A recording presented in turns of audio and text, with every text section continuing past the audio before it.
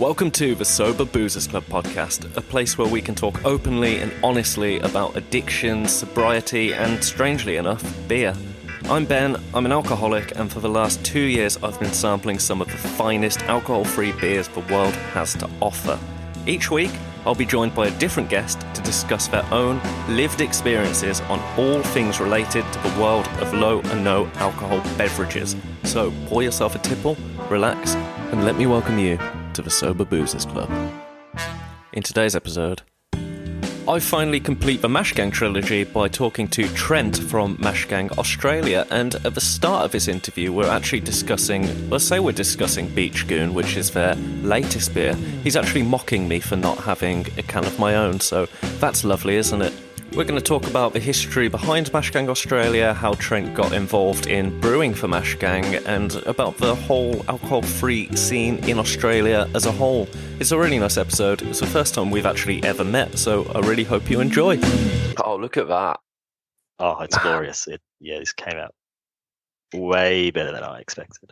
Yeah, I've heard George say what George said to me on a message, like, this is the best beer I've ever had. So that's something for you.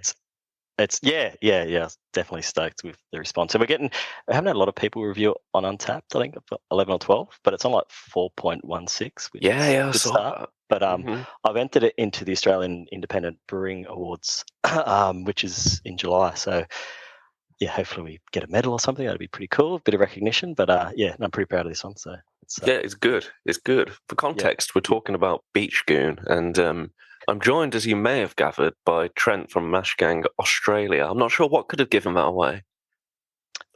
Was it the accent? Sorry, I'm late on thinking of. G'day, mate. How the bloody hell are you? There we go. I thought you'd have.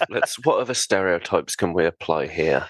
I'm not going to insult you with Fosters because that's ridiculous. Yeah. Oh God, that's piss, that, isn't it? Can you actually get it anywhere, or is it just nonsense? You can now. You couldn't in Australia for a very long time, but now.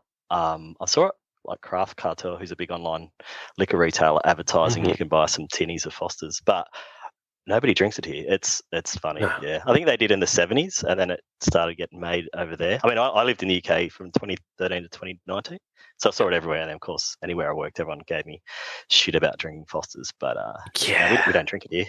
No, I didn't think you did. Foster's actually in this. I'm not going to talk about Foster's anymore after this, but. They released a shandy over here. Or is it a shandy? Yeah, it is a shandy, but it's called like proper shandy. And I was like, oh, that's going to be sweet. Like, I bet that'll be really good. And it's like 3%. And I can't do that. So I was like, oh, for God's sake, that would have been great. Like just a really shit, like shandy beer. I'd have loved that. Yeah. And it's they didn't even do that right. Like 3%. What's the one? Is there one you can get in Malta? It's like a lemon Radler beer. It's like their main macro. Is it Pishk or something? Okay. Pishk Radler. I remember having one on a ferry in Malta a few years ago. I was going, is it Gozo? I love it. My friend, my buddy. Oh yeah, so do I. Yeah, my buddy of mine. His wife's Maltese or Maltese background actually. So he'd been over there and was drinking these Pishk things. So it was just a bit of an in joke getting on the Pishk. I once thought I had overdosed on a combination of Radlers and prescription medication when I was in Santorini. Yeah. That was wild. That sounds interesting. So I've got a lot of respect for Radlers now. They're not to be taken lightly. No, definitely not. No, the name's deceiving, isn't it? We talked about Beach Goon very briefly to begin with, whilst you were mocking me for not being able to get it over here. I'm going to send you some, don't worry. Oh, you're a legend. Oh, it's going to make my day. Like these Mash Gang podcasts have done me very good because it was the oat cream pale. George sent me his last can because I was like, man, I really want to drink that beer. I don't know what it was about it. I think it was just the name and the can and like seeing Jordan film it in the fucking woods in Wales or wherever it was. And I was like, I really need this beer. And that's how I first kind of discovered you guys, or kind of started looking into what you guys were doing and realized it was a different entity. How did it kind of come about? So back in it must have been 2019, 2020. So during lockdowns and stuff, as the same old story, we all were drinking too much. So I was looking for alternatives. I won't spend too much time on that. But I started running, it was called AF Beer Squad. So it's almost like what you're doing now with the beer club. And I had meetings with Robin and Tom back in the day, and I was talking about getting some hints and ideas of how to run a successful subscription box that's non-alcoholic with a smaller audience. And there wasn't a lot of beers available at that point in Australia. There's probably half a dozen plus some big macro ones that would tasted terrible. So I started importing had the help of Tom and Robin as well. And then I sort of stumbled onto Mash Gang through Instagram. And of course, like everyone else, the branding looks cool. The guys are super chill. And it just resonated with me. And me and George started chatting on DMs. Then it went to voice messages. And then we were calling each other. And we just become buds. And then my wife became pregnant. And I was having a child. And we had a dog. And everything was too busy still. So I wanted to wind down the beer squad. I mean, it wasn't going gangbusters, wasn't making me any money. I probably did it for nearly 2 years. I think we did a couple of Christmas special boxes where I spoke to breweries around the world, and I paid for the shipping and they just gave me the beer for free. But it was never more than 2 cases. I think the most we got up to was 35 subscribers. I think we got the Lamb of God beer from the States. I had a buddy in the States. That was the best thing I'd done. I had a buddy from the States, and I had to ship it to his house from Brewdog US, and then he forwarded it onto me to my house. And because one of the guys, the subscribers, the first subscriber, Cole, he was what's the band? It's left my mind. He's into heavy metal, so I got it especially for him, and it actually cost me money to get it over, and just especially for him, I just wanted to blow his mind. I was like, yeah, look at this beer I got for you. So anyway, back to the story. So me and Jordan were talking, and I was trying to wind that down, and he said, why don't we just start brewing Mash Gang over there? So it sort of stemmed from that, just a silly idea on a conversation. And during the time I was doing AF Beer Squad, I was talking to a brewery called Big Shed in Adelaide, and found out they did contract brewing, and they'd already made their own non-alcoholic. It was very hard, and still is very hard in Australia to contract brew for non-alcs. It's a sort of a higher risk of product, obviously with no ethanol in it to disinfect any bugs or yeast that can grow in it, or molds. So a lot of breweries don't really want to touch it. So it's a bit of a stigma here, and those that do it and do it well, and those that don't are missing out, I feel. But there are a few more. It's getting more popular over here. It's taking longer than I thought. Usually trends like that where Australia's probably 3 or 4 years behind, but I feel that the NIAC space is still growing. Current economic climate is making it tougher with the cost of living going up, and people not to be able to afford as many wanky beers as they used to. Wanky beers. I like Beach Good. I mean, you can get all the cheaper 2Es zeros, I think, which are a few bucks for a 6-pack, and they're just crap. I see people on forums posting like, "Oh, I got this," and then it's a sink porn. It's like, save your $6 and spend an extra 20. Yeah, that's the thing. Like, it really bothers me when people try the really lowbrow non-alc beers, and then they base their entire perception of alcohol-free beer on that. It's like, oh, I had this and it was bad, so I don't like it at all. And it's like, you've ruined it for yourself by doing that first, man. Yeah, I feel that, and I feel that some of the quality and some of the other brands that were good in Australia have dropped. So when people are getting introduced to some of these more popular ones, they're not as good as they were a few years ago. Okay. So maybe they're value engineered, or they've done something, or maybe it's my palate changing. I don't. Yeah. But I feel when people get introduced to it, it's got to be banging. Otherwise, they're just going to be like, no, it's wasted $6. Yeah, I've said if I'd have got sober when 3-4 years ago, 3-4 years prior to when I actually did, I'd have been in so much trouble because the beers that were available just weren't as good. And without decent beers, it would have been a real uphill climb for me. So it's like, thank God that there's decent stuff around now. Yeah, definitely. So back to the story. We were so we did a first contract brew, a beer called that we released. I think that was almost 3 years ago now. It's been a long journey. It's been so stop start, and I've funded all of it personally. So as a startup for myself with the support of the guys in the UK with Mash Gang and, sharing recipes and going over things. I mean, the first beer, I didn't know how to brew beer. I just liked beer. So Mm-hmm. I had the brewery ask me questions and I'm like, oh, shit, I don't know. So, messaging George, help me. And this was years ago. So he was still learning too. So, Yeah. he was, I think, flying by the seat of his pants, but we got away with it. And we made a beer and it was really, really good. It came out well. It was nice. And we called it a West Coast hazy, which is a bit of an oxymoron, but it came out super bitter, super hazy. I mean, if I put it up to beers I'm making today, I'd probably think it's trash because it was too many. It was very bitter and it's a lip puckering. People really enjoyed it though. Still got some good reviews on it. And I think from there we did a collab with Big Shed, the brewery. We made a Berliner mango.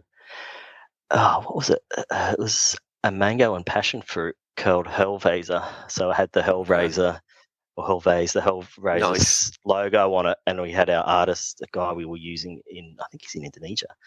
He did all the logo design, but we had a lot less input on how the beer was made. So it was weak and not. Right. It was okay, but wasn't a Mash Gang beer. I felt. Yeah.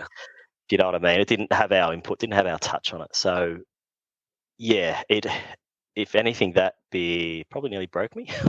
I made too much of it and couldn't sell it all. I still had cases of it in storage, and I ended up. We have a deposit scheme here in Australia, so by the end of it, it was past best before, so I just had to dispose of them and get my 10 cents for every can and stick that back in the bank. And it wasn't. Yeah, a lot of hard lessons that I learned. But in that, and an expensive, lessons, not tens of thousands of dollars, but a few $1,000s. So, but we're making that back now, so it's all good.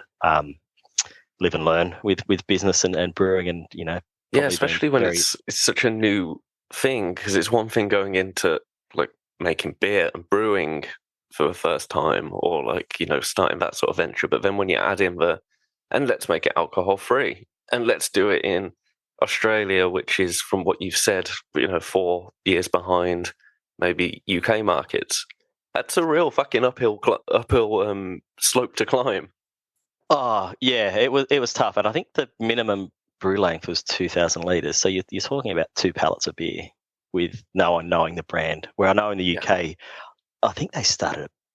It was at Brew, wasn't it, in Bermondsey, where they first made the first lot, like 100 liters. So a few, maybe 50 or 60 cans, and it just sold out, sold out. I was like, I wish I had that luxury. I've got to make a several thousand cans, and it's costing about $14,000 to. Yeah, and like to post it like elsewhere is like, oh yeah, that will be fucking a fortune.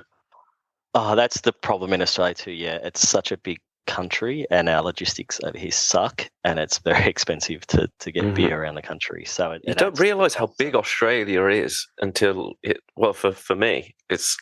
I don't think about the size of Australia until it comes up on like some. Did you know that Australia is X big? And then you go, nah. And then you look at a map and you go, oh shit, that's fucking huge. It is ridiculous big. So for context, I'm flying up to Port Douglas. So I live in Brisbane, North Brisbane at the moment. And I'm flying up to Port Douglas, which is in the same state as me as Queensland, and it's a just over 2-hour flight. Fuck. So I was looking at driving. I was like, maybe I'll drive and save some money. And then I threw it into Google Maps, and it said 28 hours drive. I was like, nah, fuck, I'm flying to the same state. That's it. Yeah, same state. It's massive. So we are southeast Queensland, so the very near the border to New South Wales. Probably 2 hours drive to the border, but to get up to the top of the state, you could probably spend 30 hours driving and still be on land. That's mad. See, I knew it was big from Google, but I didn't know it was that big. That's fucking wild. It is, yeah. And then, so imagine, what the couriers want to charge to sort of cart the beer around the country. It's, we charge a $10 flat rate on the website. It's hit and miss. Major metros, it costs about $10, so I think I lose about 50 cents on those. But anywhere obscure, it's sort of like $25. Damn it, it's my $15. There's all my profit. But cans in hands. How are delivery services over there? Because there's a big thing over here with delivery drivers just being like very loose with boxes. I've been fortunate this time around. I haven't had any damaged ones. I did when I was running in the beer subscription, but I feel it's down to the area and the people, the couriers in the area. So sometimes the guy just wouldn't turn up. Like they'd sit out for. So I was running out of my garage at the time. It was only very small, and I'd sit in the reception area for like a week, and I'd have to ring them up, and then I'd end up driving to the depot because they're like sat there for a week and a half. Yeah. So I'd get there and have a go at the manager, and I don't know. I think they move people around, so they sort of service one area very well, so everyone's happy with them. And then he racks off somewhere else, so then there's no one servicing the area, and then everyone gets the shits. But there's maybe 3 or 4 major providers. But up here, in up where I'm at now, it's been fortunate. The guy turns up every day. I've had beers shipped from fresh from the brewery up to my place, and I've had it the next day. And it's Sydney to Brisbane is an hour and a half flight, so it's quite a distance. So they pretty quick. I think it's just lucky. Depends on the route, depends on the driver. Yeah. But no damage so far. But I have had them damaged in the past. I don't put fragile stickers on. I think if you put that on, they go challenge accepted. So I can see that, man. It's like working in fast food places. Like having known people that have worked in them when I was 16, 17. So the shit that people do to that food, it's when you know it, it's like fucking hell. And then you sit and think about. I had a conversation with a mate the other day, and we ordered a McDonald's, and we were eating it, and he just turned to me and said, "We've just let a 15-year-old make our dinner," and it was just like, "Oh shit, yeah, that's gross." Like, yeah. But you're asking for trouble, aren't you? But I see that like fragile sticker. Someone goes, "Is it?" Like, fucking shake it. Oh yeah, absolutely. I mean, they're notorious here as well as I think if it's for the Australia Post or the main postal service, if it's a contract courier, they get paid extra if they come to my place and just drive by and then drop it off at the depot. It's like 2 trips for them. So they'll throw the card at my letterbox, basically say you weren't home, but I am bloody home, and then they get paid twice. So I did learn about that. So that's a lot of times things don't get delivered, and you get the card, but you're like, I've stayed at home from work for this because I want it's probably a beer or something silly I've ordered. I want this bloody beer tonight, and you bastard, you didn't even look. You didn't even look. I've heard of people seeing them creeping up to the letterbox and slipping the thing in there, yell out the window, "Wait, I'm home." I have chased a driver down the street before, because there's 2 different delivery services that I tend to get, and one of them always takes it to this shop that I hate. I hate going to. Like it's just really dirty, and it takes them about 20 minutes to find my name and to then find the case, and you've got people going in trying to like sell their SIM cards to then buy them back a week later and things like that. And it's just, I don't like it in there. And this same fucker keeps doing that to me and being like, just, "Oh yeah, you've not been in," and then driving it back. And it's like, just leave it on the door, man. It's a necessary evil though, isn't it, for getting beer or anything for that matter. Anything you order online. Amazon. I mean, Amazon's not very popular in Australia. It's weird. Australians haven't taken to Amazon. Australia's like, fuck you, Amazon. We use a thing called Temu, which comes out of China. It's awesome. I was speaking to a guy. I was at the brewery the other day, and they were ordering pizza ovens off Temu, which is the Australian equivalent of Temu's Amazon. Just become like a thing over here, but it's like really, really cheap, like just garbage stuff. So is there a good side of Temu? Is there like treasure to be found? I don't know. My wife buys things off there. I think she got a Temu delivery today. She's always getting Temu stuff, and it arrives the next day. It's like what Amazon was in the UK. I remember when I was living there. Here's a funny story. I bought a drone of Amazon. I used to live on the Thames in Rotherhithe, and I bought this drone, and it was just coming on dusk. And so I raced downstairs and I plugged it in. I took it up, flew it. And then, of course, I didn't charge a battery, so I get this low battery warning. And I'm in a no-fly zone anyway because it's a city airport. But I'm like, it's coming back to me, and I'm like trying to get it back, and the thing's just dropping and dropping and dropping, and then it hits the fence right on the fence line to the river, and just goes tink and then into the drink, and I'm like, oh no! Oh, And it was like 200 quid this thing, and then so I raced back inside. I was like, oh no, what am I going to do? She knows I've spent £200 on this drone, and it's in the Thames. I'll just order another one. And tell her the delivery guy didn't turn up. So I just ordered. She knows your story now. So I ordered another one, and it came the next day. And she's home from work. She's like, "Oh, your drone's here." I was like, "Oh, cool, great. oh, I might sweet. charge the battery up and take it up the park on the weekend." Oh man. But it's just the delivery service. I knew it would come the next day and it was like 6 p.m. at night. But it was just the service then. With I don't know what it's like over there now. This was 5 6 years ago.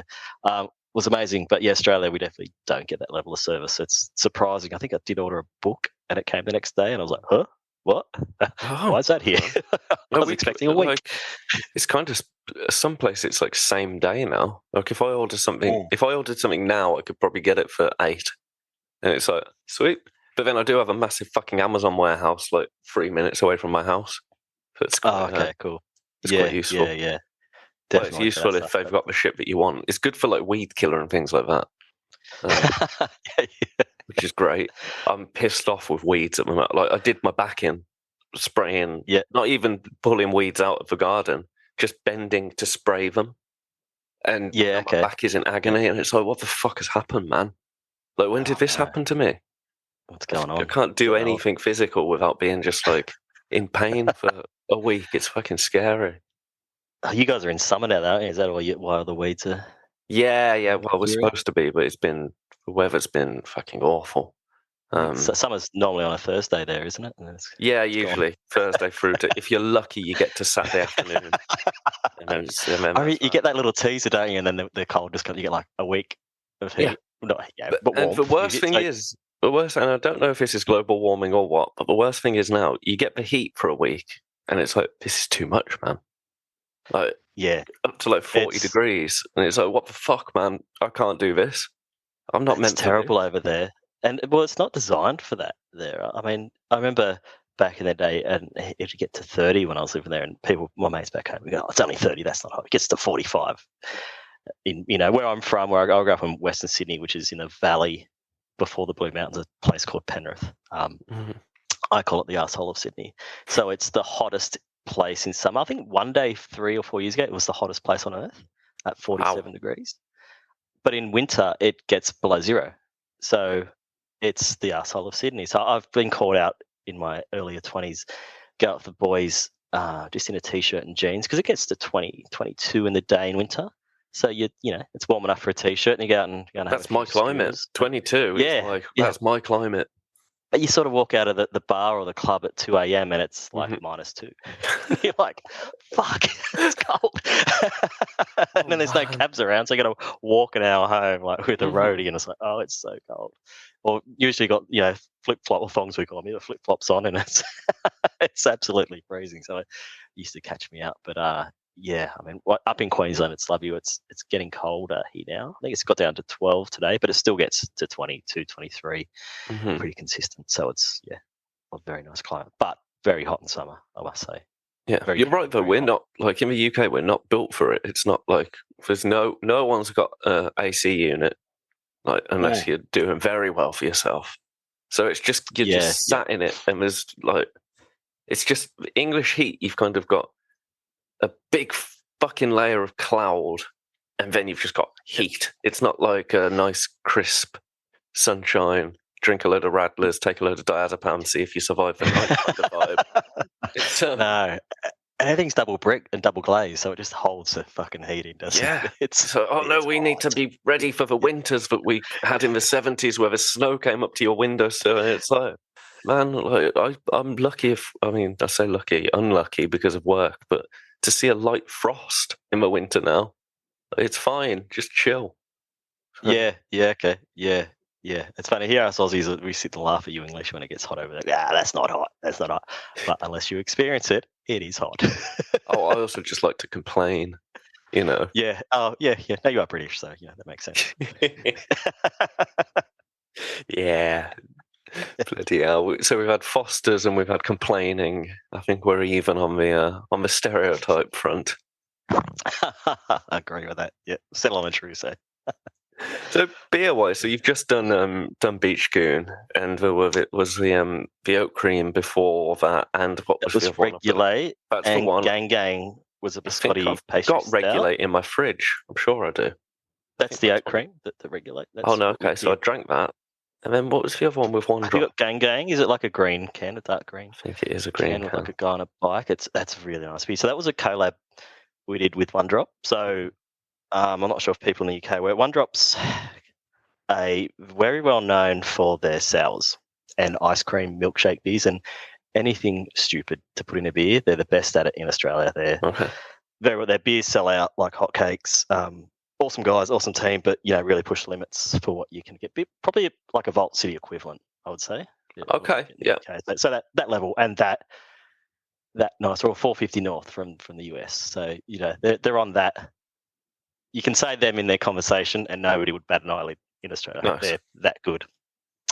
So they reached out to us last year, probably this time last year, and said, "Look, we want to do a collab on a non-alc. Like, can you guys come in? And we don't know how to make this." So I flew down on brew day, and we had a lot of conversation beforehand with Jordan, just tossing ideas around, and we settled on that stout called Gang, the biscotti pastry biscotti stout, and that was all Nick. Nick's the head brewer, amazing brewer, really super chill guy too. I just like going down there and shooting the shit with him when I'm in the brewery. But yeah, he came up with the concept of I think we used the Anxiety Saint base, and then Nick just flavoured the shit out of it the way One Drop does. So it was like a mash gang base with a massive, heavily One Drop influence on the flavours. So nice. That beer came out really well. So yeah, when you get into that, I'll be interested to see your thoughts. It was a banger. And then we did throw a lot of oats.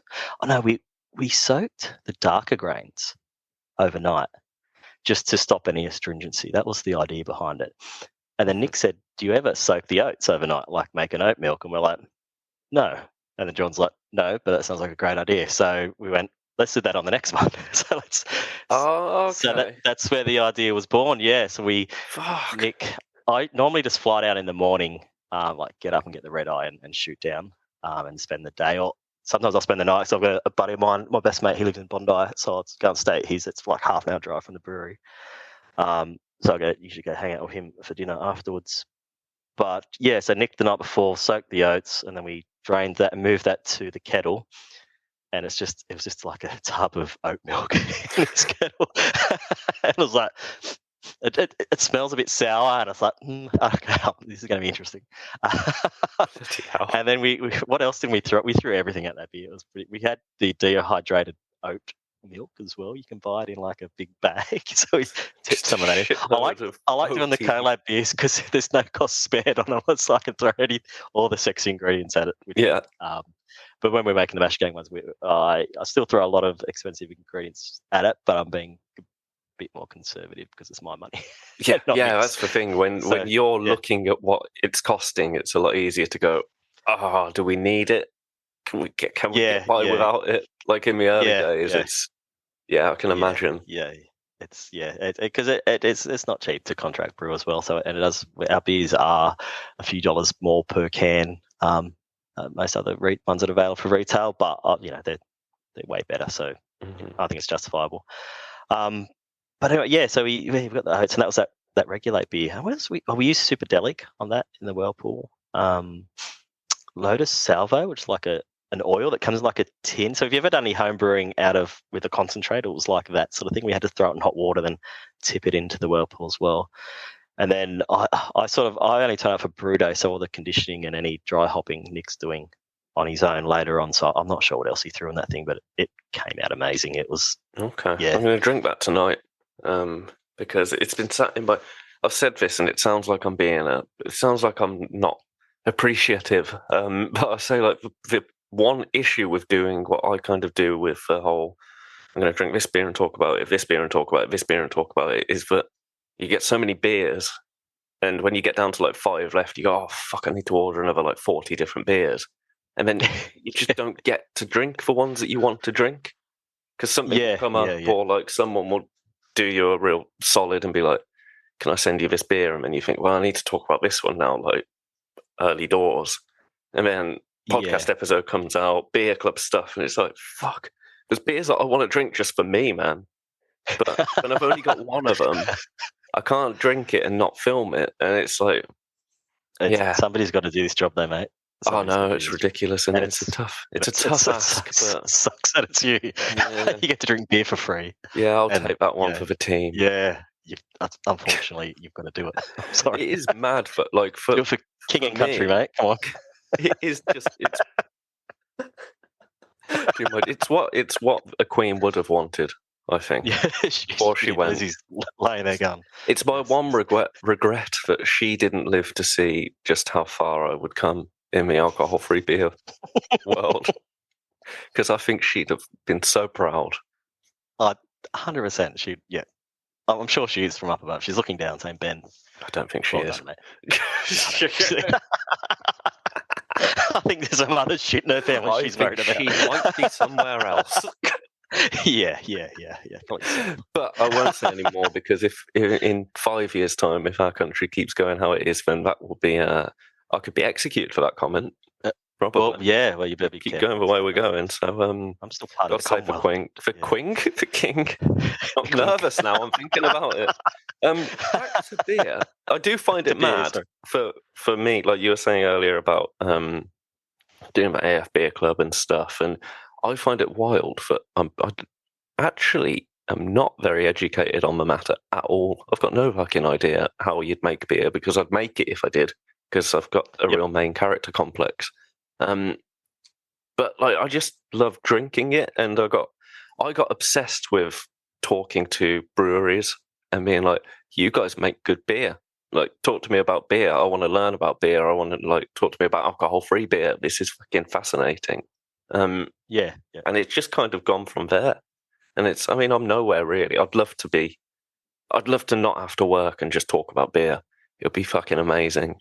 That's the dream. How many subscribers you guys got now on the AF Beer Club? So from speaking to Robin, it was up to about 180 when Robin was there, I'm pretty sure.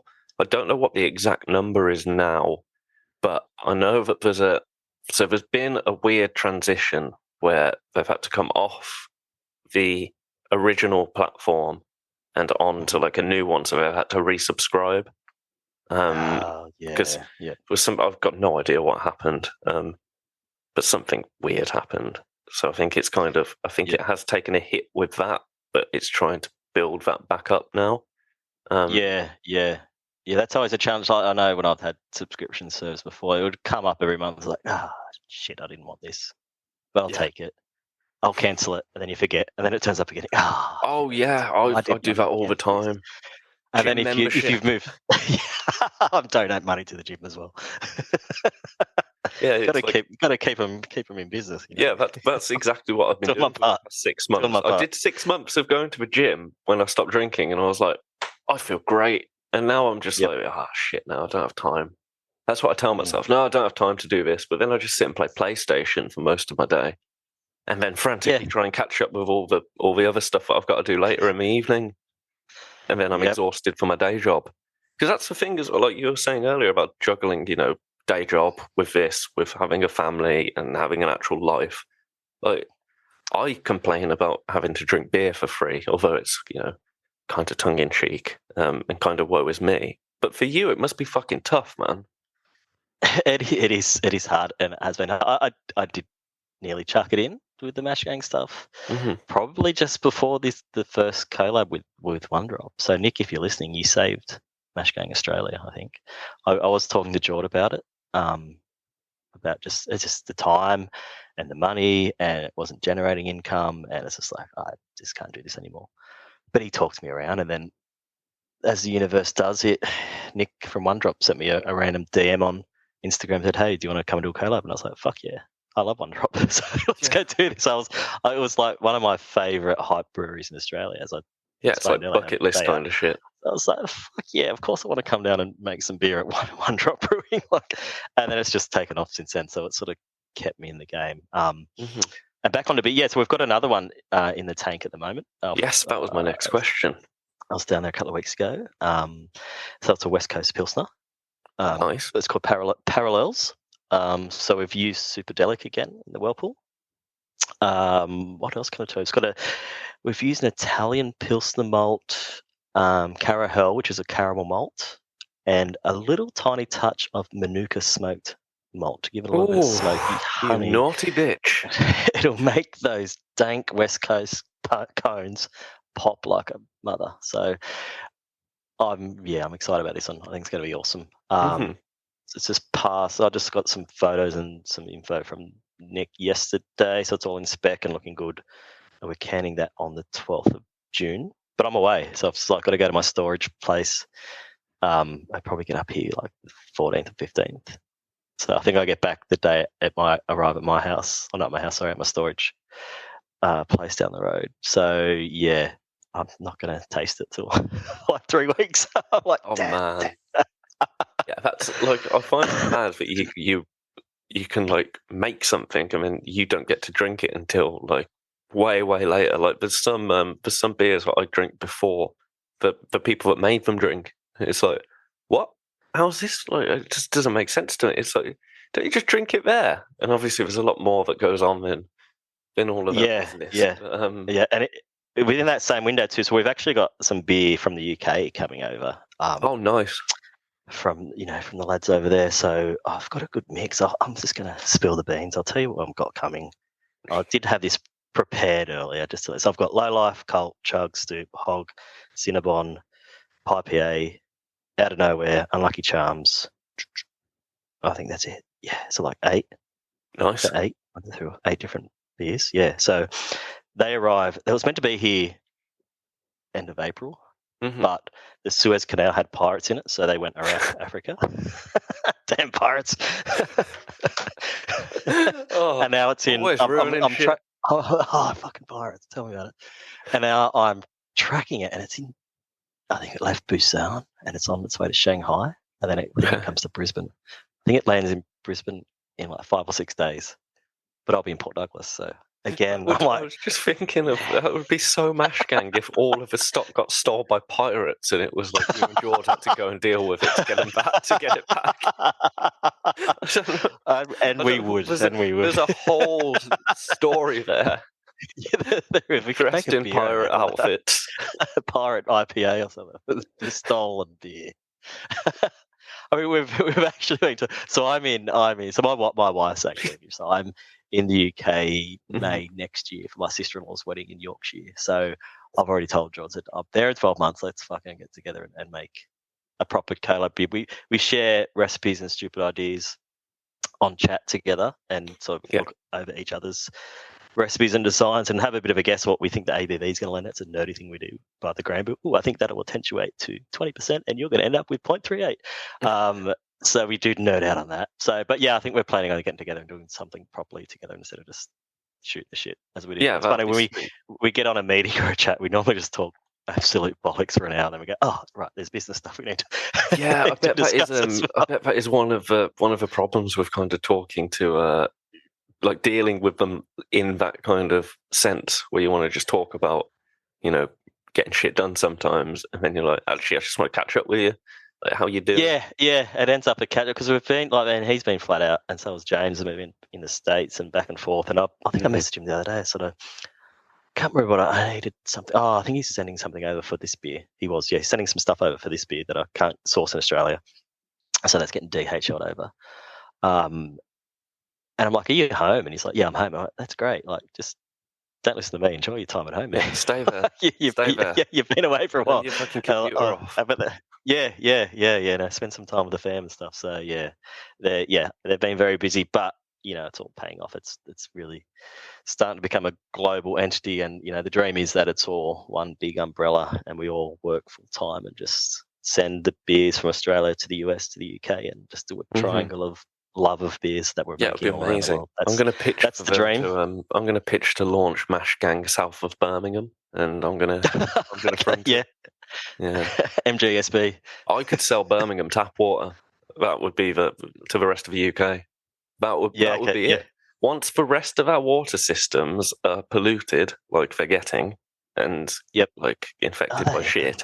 Yeah, in Devon at the moment, so right south of the country, like Mhm. you can't drink the tap water at the moment because there's some fucking God. like something from an animal has got into it, and there's it's parasite. That's shit. the word I couldn't find. Yeah, it's parasite. You know that this Brisbane water is the same. It's terrible. And there was a parasite, and I think it was the water. My neighbour, she got it, and then I got it, and then my wife got it, and I think the Oh, kids got it, and we're just like, where's this bloody thing coming from?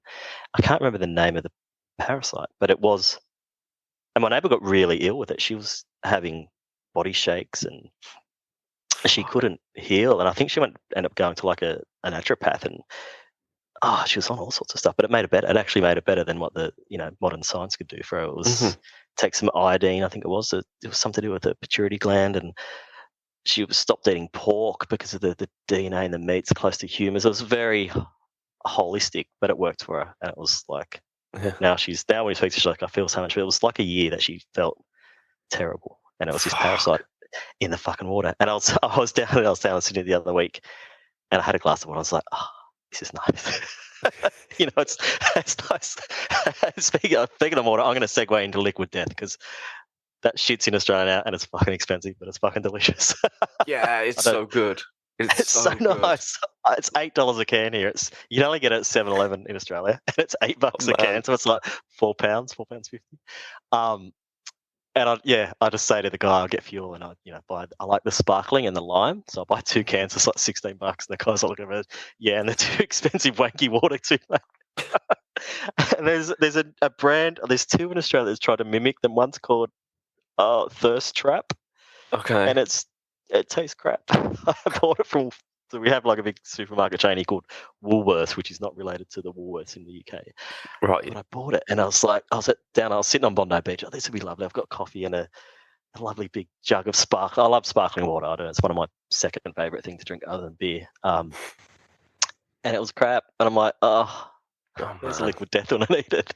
Yeah, liquid death is like, it's amazing. And I didn't discover it until like quite recently, really.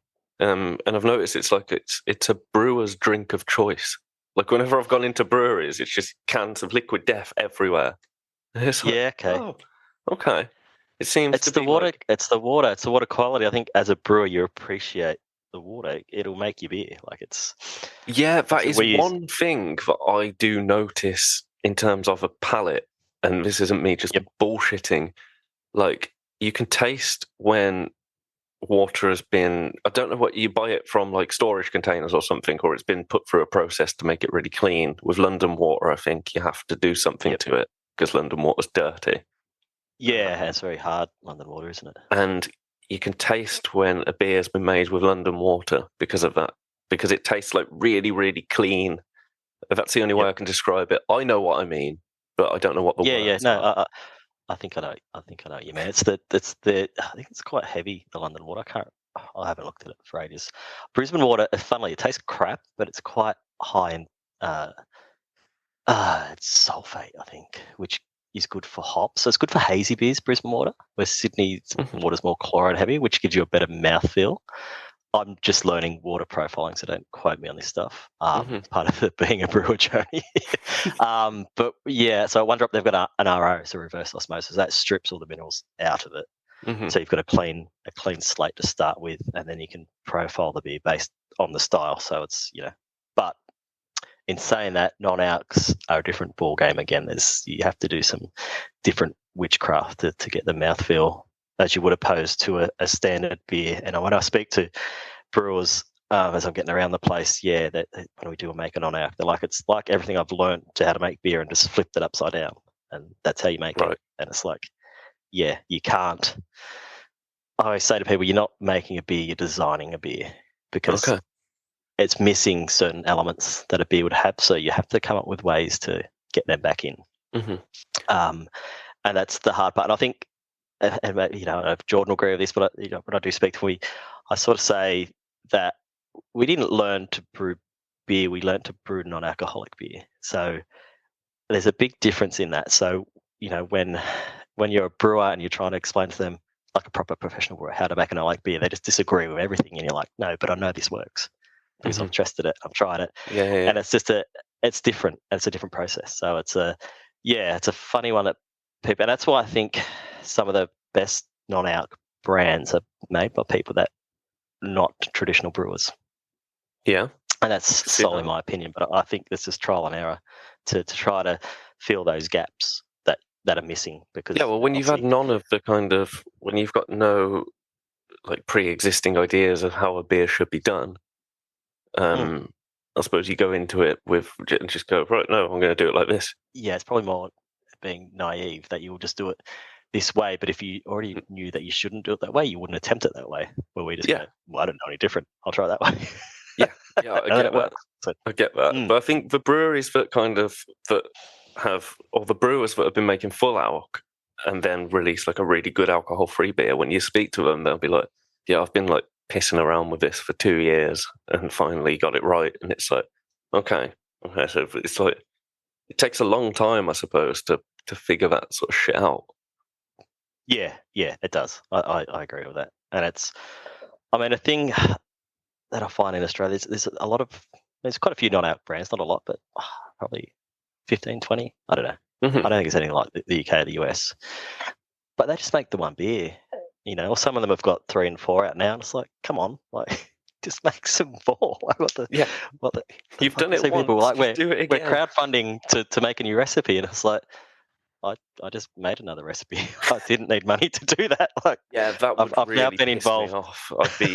I'd get so pissed off. Like if I was sat watching it. Fucking send it. Just make it. Just make it. If it goes wrong, don't worry about it. Try again. Like, there's ways to rescue this. Bloody hell. Do you think that it's kind of? Do you think that people are kind of catching on to it as a whole, like the alcohol-free movement in Australia? Do you think it's like starting to take off? I think it is. There's definitely still space for it here. Like I said earlier, the current global economic climate is shit out, so people can't afford it anymore. They're just drinking booze again because they're having a terrible time because they're broke. So fuck this, I'm just going to get pissed. That'll catch up with them in 5 years. You'll be like, they'll be needing you. Here I am. Come on, I'm still making this great beer. I feel it really peaked, and it a couple of years ago. There's no real influencers anymore. I can never say that word. I always sound like I'm saying influencer, but you know what I mean. There's no one really doing that here as such as yourself. So 2020, there was a guy called John. I don't know if you've ever spoke to Dad John. Yeah. John so John is John Bullock. That's the guy. He's the OG non-alc craft beer influencer in Australia. There's an influencer with him. I've got a funny story about him after this. We'll share that anyway. And then I started AF Beer Squad, and we started chatting. And he's a super chill guy. I didn't care. I felt like I was encroaching on his space. I think he did like an event. There was one in 2020 with someone in the UK. They did like this big event, and he was a speaker on it. And my wife's like, "Is that what you want to be?" You know what I mean? Like, I said, "I don't know. I'm just trying to get more awareness around these beers because I think they're great." And there's at the time I was drinking the Sobar Beverages, who are the OG non-alc brewery in Australia, Indigenous company. They use, I think you've got some over there, didn't you? I think I saw them come through on AF Beer Club. So they've got they're using native ingredients. This is super cool. It rings a bell. It does ring a bell, but I don't. Yeah, and the beers are really nice as well. So they've been around a long time. But I just feel there's no one really pushing it socially as just a one person doing blogs, doing podcasts. Maybe I should have started again at the start. Mash Gang rates Australian beers or something. I don't know. It's hard to. I can't be another thing to have to do. I can't be that guy when I'm making. I'll be too biased. My beer's fucking heaps, man. I just blind. Like, fuck this shit. But if I ever release a beer, I mean, I don't know how that would happen, but if it ever happens, then I'm going to be insufferable. Like, even if it's terrible, I'm going to be like, this is the best beer ever. I'm in a group chat on Instagram with John's on that chat and a few other of the OG people from the NA world in Australia from 4 years ago. And there's a guy there, Chris. His Instagram's 39+1. I think he's 39+5 now. But he always gives me shit. He'll go, "Oh, Trent's making a new beer because he's active on Instagram again." And I'm like, "Yes, shut up, damn it!" It's like a big push for me, and then I have some downtime to be a dad, and then I'm making another beer, so I've got to get out there and sell it again. I'm like, God damn it, I need a sales guy. Or I am trying to pick up some distributors now, so I can just make the beer and ship it off to them, and they sell it, and I just take less of a cut, but it's far less work. But that's the plan. But so, tell me your John story. I need the funny Rad Dad John story. So with John, it's nothing really to do with him. It's more to do with me just being an idiot. So when I started doing it, like talking about alcohol-free beer, this guy John Bullock followed me, and I was like, I know a guy called John Bullock who's in the music scene over in the UK in Birmingham, and he's fucking like, he loves the sesh. And I was like, oh, fuck, John Bullock's gone sober, sweet. And I was kind of being really, like, almost overly friendly with this guy, just like, hey, yeah, man, like, really candid. And I only realised recently, because he kind of stopped talking, and kind of, you know how it is on Instagram sometimes, you kind of, like, other things crop up, like, it's just... Well, it's weird, isn't it? Social media is weird. It's weird, yeah. But then recently I realised that it was a completely different guy. And I was just like, oh, shit, man. Like, I'm just so glad that I didn't bump into the Birmingham John Bullock. Be like, man, how's your sobriety doing? And he's like, he's like, dude, I'm like 3 lines deep. What you on about? Because that would have been weird. Yeah. John, so did you explain to our John, Aussie John? What? No. The chat just fizzled. You weirded him out too much. yeah, probably. I'll message him after this and let him know. That's funny. He wouldn't care that he's a really nice guy. He's lovely. So it's oh dear, it's funny. It's mad. Funny.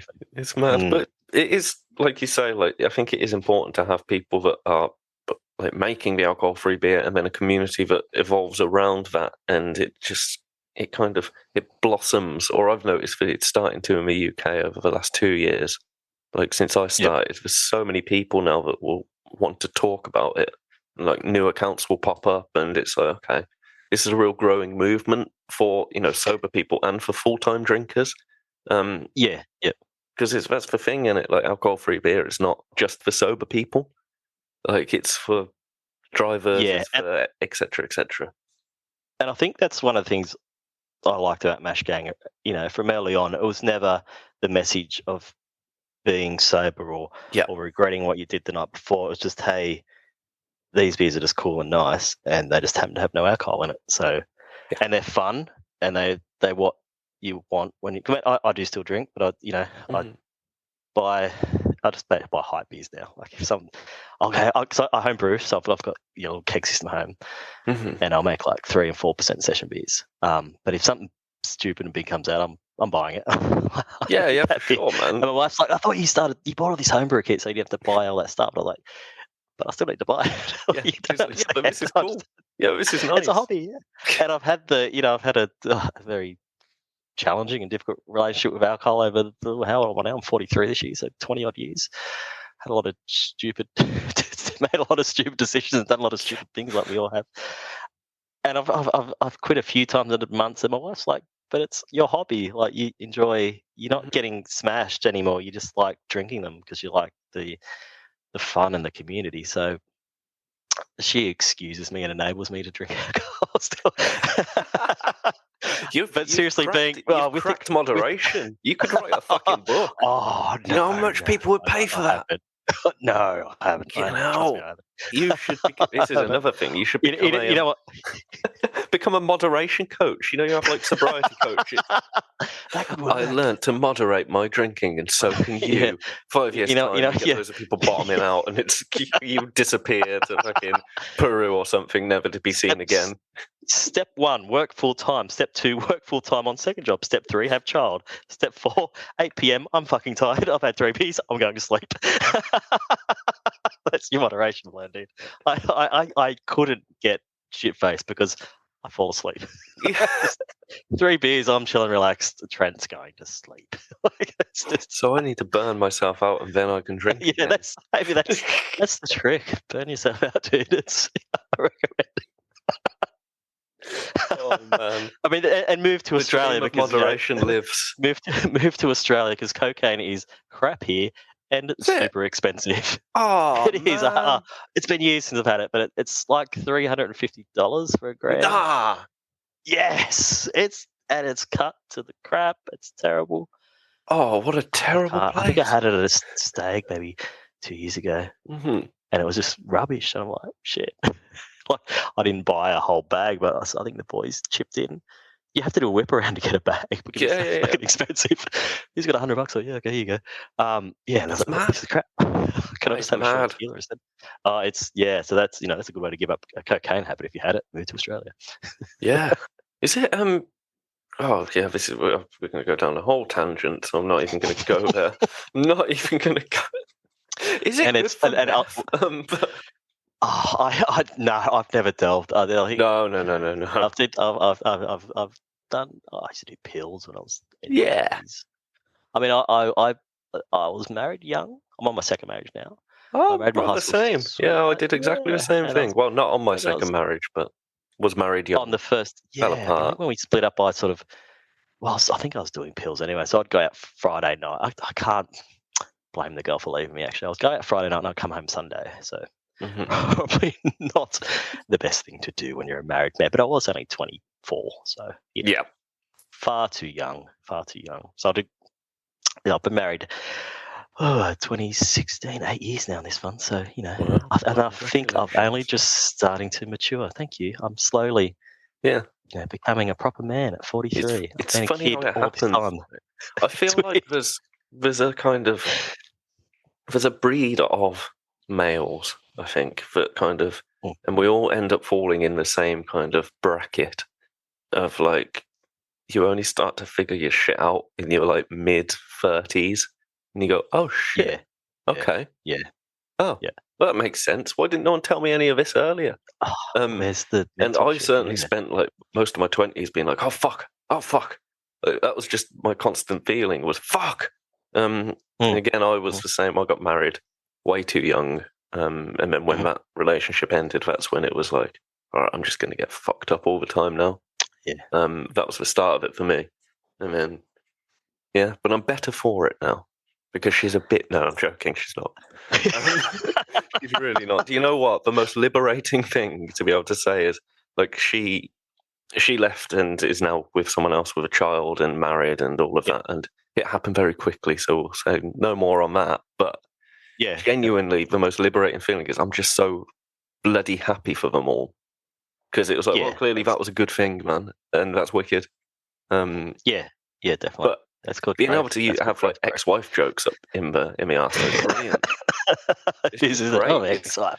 I still have so much joy in being like, because of my darn ex-wife, if I want to be like, bitch. Yeah. If I want to fall into the deadbeat dad joke category, I can. I've got that life experience, and that's what that's giving me. It's a journey. I think you've got to learn all these things yourself, and for some of us, it just takes a fuckload longer. Lots of alcohol-free beers. Definitely, yeah, that's right, and yourself. Anyway, let's move on. So we've got all of the big boy hitters that you've been making. We've got the UK ones coming over. Are they kind of like? Are they going to be like a core range, or are you working on a core range, or what's your kind of? So we are working. Years ideally look like for you on a core range. So I'm speaking. So the plan now, and this will probably change next week after I speak to James and George. Like, fuck no, you're not doing that. Is to release a core range, and I'm going to do a lager, and it will either be stoop or low life. Now, I haven't tried low life yet, and I should have by now, and I haven't, but it will be here soon. So I'm thinking, I just really like the label on it. But I think, so in Australia, a normal can size is 375 mils. So the ones that we do 440s at One Drop. So I guess long term, the plan is maybe the lager as a core, and I've got a facility I can make that at who make several non-out brands in Australia. So it's all very good to make that there, and they've got the capacity. And then maybe just these silly ones at One Drop every few months, just because it's fun, Just you got to enjoy yourself. So that's the longer term plan. Need to pick up a distributor. I've been speaking to a couple, all very interested. with the idea. So there's just a lot more business acumen stuff I need to understand and learn and lean on James for that, because he's the brains behind that side. So and then I think that's it. So hopefully by the end of this year we'll have a core lager. I know Jordan, I know they've done Stoop Light, which is low life in the US. So we might do the same here, but he's always do something specifically for that region. Don't do what we're doing here. Make it to suit that region. So we'll discuss that in the next few months. I don't know. But I think in a nutshell, core lager, and maybe every 3 to 4 months, a big can of something silly, stupid. I'm going to do a Cali IPA next at One Drop in a few months' time. So nice. Well, it's exciting, man. It is exciting, and I like the business model from talking about it with you. I like that it's your thing, and I like that those guys are like they're helping out, and it just seems really really cool, man. Like they're a good company. It is a good company. And like definitely. They're good people. So 100%. Good shit. Yep. Well, thank you so much for coming and chatting to me. Like, it's been nice talking to you, man. Like, I like this this whole platform for finding new friends and discovering new beers that you wouldn't have discovered otherwise.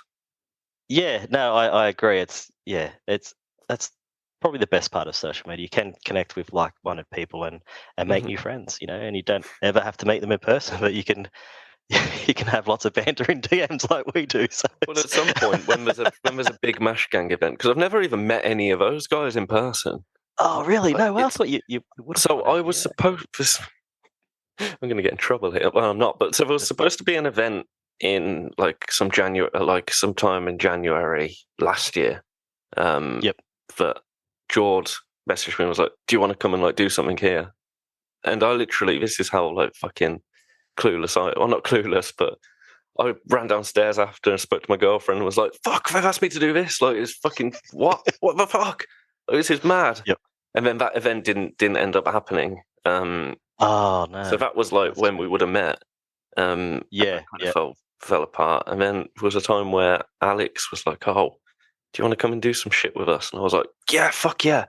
And then that kind of didn't happen in the end. And it's like, "Oh, for fuck's sake!"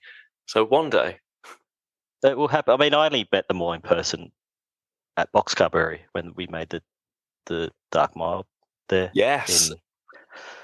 Where are they at? Where was that brewery? It was East London, wasn't it?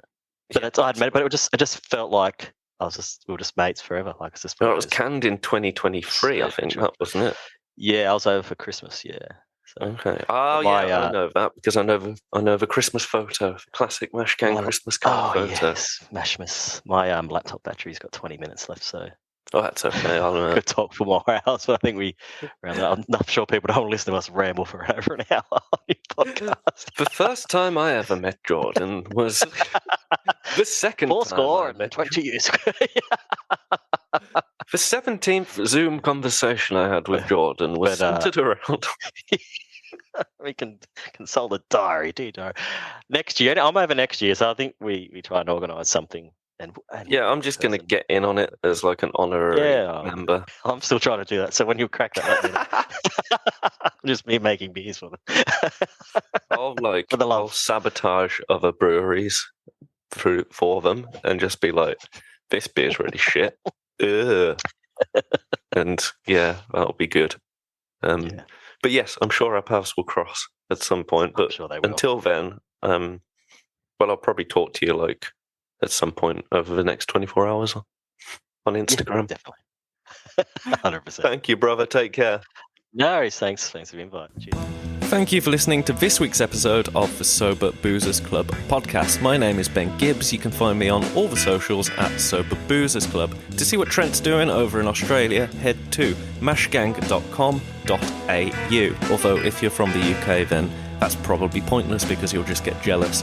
If you want to nag the rest of the Mash Gang guys about getting the beers over in the UK, head on over to all of their Instagram pages. There's a UK one, there's an American one, there's an Australian one, there'll soon be a South Birmingham one. For now, you relax, and I'll catch you soon.